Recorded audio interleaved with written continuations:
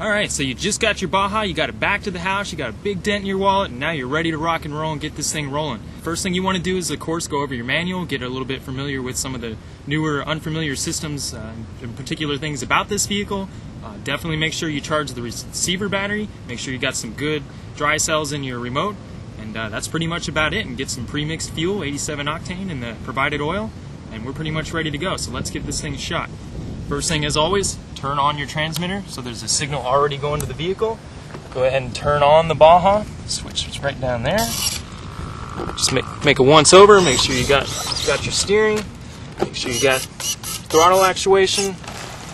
Good brakes. We're ready to go. First thing we want to do is we want to get this primer bulb filled with fuel. So the carb got some fuel. There it is, right there. Maybe once after that.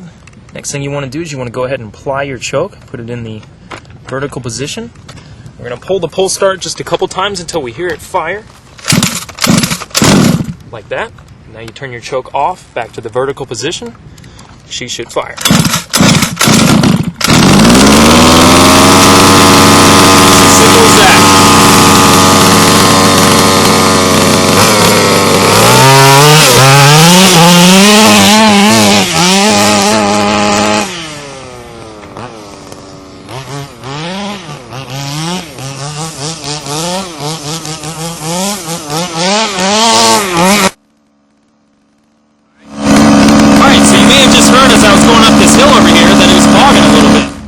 Unlike your nitro friends, these guys are really finicky with the needle valves. Very small increments. Generally speaking, about a 1/16 of a turn is the increments that you'd want to adjust these in. Your low end is indicated with the smaller screw that has the L over it. If your idle is a little loppy, you might need to lean it out just a tad. If your idle's too fast, you might want to richen it up just a tad. Generally speaking, only about this much right here. Makes a big difference. I'm going to illustrate what I just talked about by adjusting the low end both ways to show how it walks. If you richen it too much, you notice your idle gets really loppy, it's too much fuel. You go back, you go too lean, start speeding your idle up because you're starving the engine of fuel. Neither of what you want. You want the sweet spot in the middle. Just about like that, probably.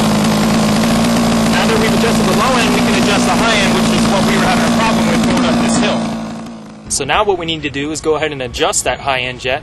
That is indicated here with the H above the needle, the bigger one, or the one to the left if you're looking at the carburetor on this side. We're going to lean it out just about a 1/16 of a turn, and I think we'll see a little bit of difference on the high end. Alright, let's see what it did.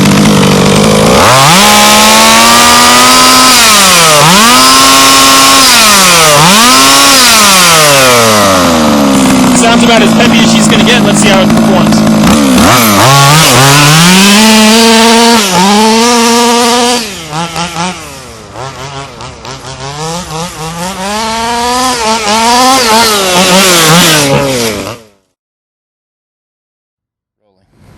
Alright, so we just went through the starting procedure and maybe nothing's working. It just doesn't want to start. Maybe it doesn't even sound like it wants to even fire.